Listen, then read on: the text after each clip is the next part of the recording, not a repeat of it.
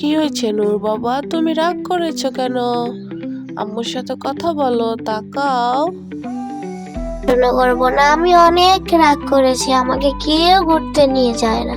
ঘুরতে না নিলে আমি কোনো পড়াশোনা করব না। ও মা, তাই বলে রাগ করতে হয়? নিয়ে যাবো তো। সত্যি বলছো আম্মু, তুমি আমাকে ঘুরতে নিয়ে যাবে? ইয়াহু! হ্যাঁ বাবা, এই তো তোমাকে আজকে ঘুরতে নিয়ে চলে আসলাম। আচ্ছা, তুমি কোথায় যাবে বলো তো? মা, আমি হাতি ঘোড়া এইসব দেখতে যাবো, আমাকে নিয়ে যাও। আচ্ছা চলো তাহলে। এই দেখো, আমরা চলে এসেছি।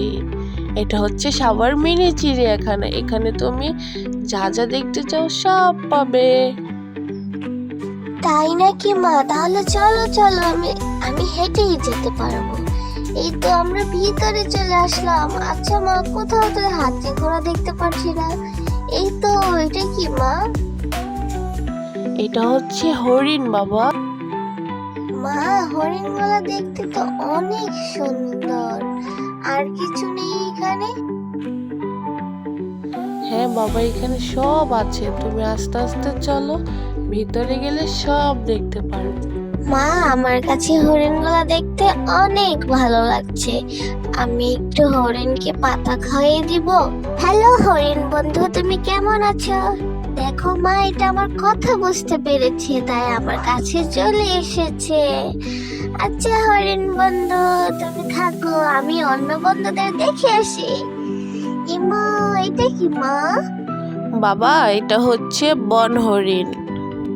বন্ধুরা, তোমরা যারা আমার মতো এলিমেন্টস দেখতে ভালোবাসো তারা অবশ্যই কমেন্টে জানাবে। আর এই দেখো, এখানে একটা কচ্ছপ। এমা, এখানে একটা কুমিরও আছে।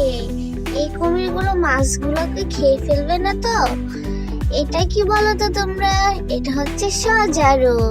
সজারুর গায়ে অনেক কাঁটা থাকে, তাই এটাকে ধরা যায় না। আর আমি সজারু দেখে একটু ভয় পেয়ে গেছিলাম, তাই আমি দূর থেকে সজারুটাকে দেখছিলাম। আর এই দেখো, এখানে এগুলো কি বলো তো? এগুলো হচ্ছে খরগোশ। খরগোশ কার কার বাসায়? বাবা আমাকে মহিষ দেখালো। এই মহিষগুলো দেখতে অনেক বড় বড় ছিল। আর আমার মহিষ দেখতে অনেক ভালো লাগে, তাই আমি দেখতেছিলাম। এই জায়গাটা দেখতে অনেক সুন্দর, তোমরাও চাইলে দেখে যেতে পারো। তো আমরা এখানে চলে গেলাম। এখানে গিয়ে বড় বড় ওট পাখি দেখতে পেলাম।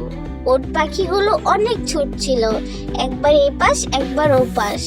আমি একটু ভয় পাইনি, কারণ আমার সাথে আমার বাবা ছিল। হঠাৎ করে মা আমাকে বলল, আসো তোমাকে আমি দেখাই। এই দেখো, আমার মাও দেখছে উট পাখিগুলো। আচ্ছা বন্ধুরা, তোমাকে কে বেশি ভালোবাসে, বাবা না মা? আমাকে বাবা মা দুজনই ভালোবাসে, কিন্তু আমি একটু আমার বাবাকে বেশি ভালোবাসি। আর এই দেখো, আমার মা আমাকে কত সুন্দর করে সব ঘুরিয়ে দেখাচ্ছে। আর এইখানে দেখো বানর। এখানে অনেকগুলো বানর ছিল, আর বানরের বাচ্চাও ছিল। বানরগুলো দেখতে অনেক সুন্দর আর পাজি ছিল আমার মতো। আমি আমার মাকে সব সময় জ্বালাতন করি। তোমরাও কি তোমার মাকে অনেক জ্বালাতন করো? এখানে বানরগুলো অনেক খেলা করছিল, আর উপরে অনেকগুলো বানর ছিল। তো আমি আমার মাকে বললাম, চলো আমরা অন্য কিছু দেখি। পরে মা ঘুরিয়ে ফিরে আমাকে সে আবার বানরের কাছে নিয়ে আসলো, বললো, বাবা বানরগুলো আরো দেখো, এখানে অনেকগুলো বানর আছে, বানরগুলো অনেক সুন্দর করে খেলা করছে। তারপর আমি চলে আসলাম ঘোড়া দেখতে। এগুলো এত বড় বড় ছিল, অনেক বড় ছিল। আমি দেখে অনেকটা ভয় পেয়ে গেছি। আমার মা আমাকে বলল, বাবা ভয়ের কিচ্ছু নেই, ঘোড়াগুলো অনেক ভালো। তা আমি ঘোড়া দেখতে দেখতে মায়ের কোলে চলে বসলাম। আর এখানে দেখো অজগর সাপ, এটা অনেক বড় ছিল। পরে বাবার কোলে বসে আমি ঘোড়ার বাচ্চাগুলো দেখছিলাম। ঘোড়ার বাচ্চাগুলো ঘাস খাচ্ছিল। আর মা বলল তাহলে তুমি দাঁড়াও, আমি তোমার একটা ছবি তুলে নেই। আমি বললাম যে না, আমি দাঁড়াবো না, কিন্তু আমি ঘোড়াকে ঘাস খাওয়াবো। আমি এদিক দিয়ে ঘোড়াগুলোকে ঘাস খাইয়ে দিলাম, আর আমার বাবা একের পর এক ঘাস আমার হাতে তুলে দিল। তোমরা কারা কারা ঘোড়াতে চড়েছ অবশ্যই আমাকে কমেন্ট বক্সে বলে যাবে। আমার মতো এখানে অনেক বাচ্চারা ছিল যারা ঘোড়া দেখতে অনেক ভালোবাসে।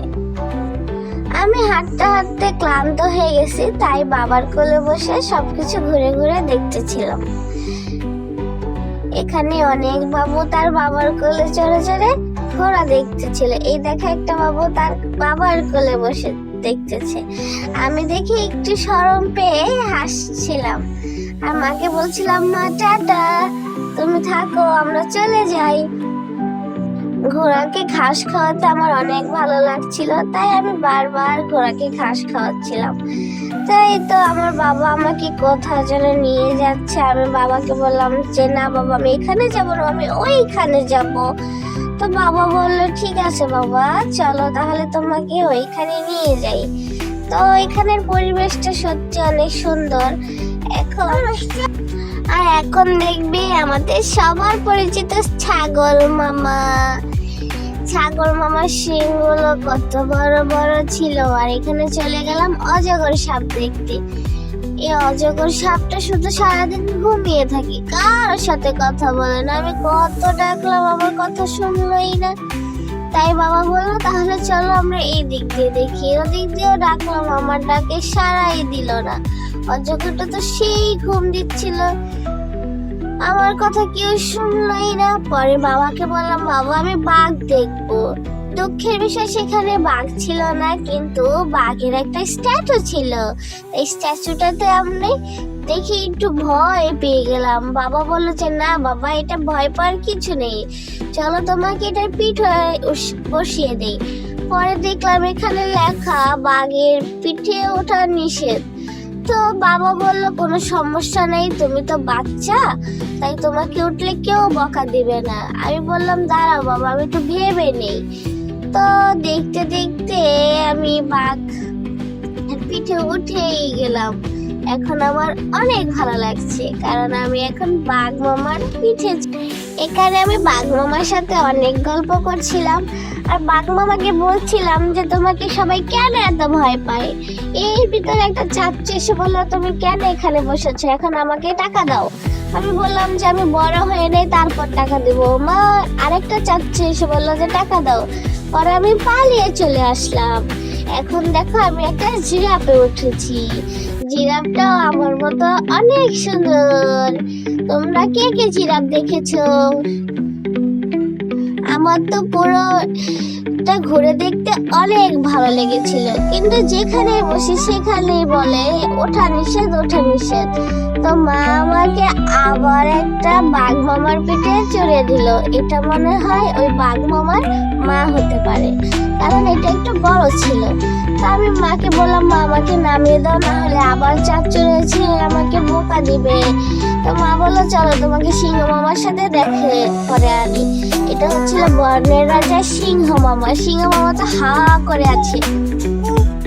সিংহ মামাকে বললাম আমার কোনো দোষ নেই, আমার বাবাই জোর করে সবার পিঠে আমাকে চড়িয়ে দেয়, তুমি কিন্তু আমাকে কামড় দিও না।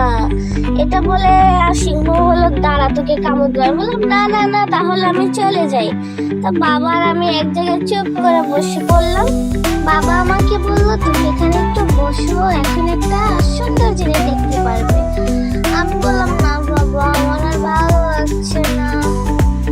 পরে দেখলাম ওইদিকে একটা বোর্ড আসছে। এই দেখো, তোমরা দেখবে?